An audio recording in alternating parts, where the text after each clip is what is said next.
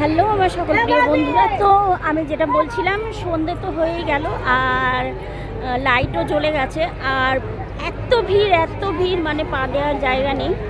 তো দেখো আমি তোমাদের পুরোটা দেখানোর চেষ্টা করছি।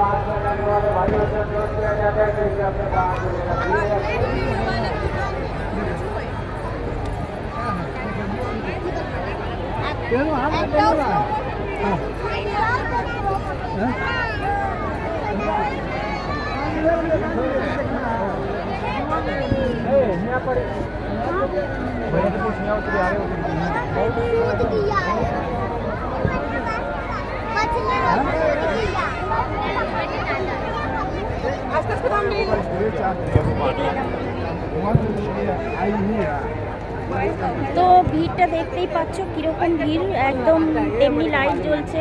আর মানে আগে যখন প্রথম দিকে এসেছিলাম তখন কিন্তু এত ভিড় হয়নি, এখন প্রচুর পরিমাণে ভিড় জমে উঠেছে। তেমনি লাইটিং, তেমনি লোকের ভিড়, মানে সব মিলিয়ে মিশিয়ে মানে অসাধারণ লাগছে। আর গাছটা দেখো।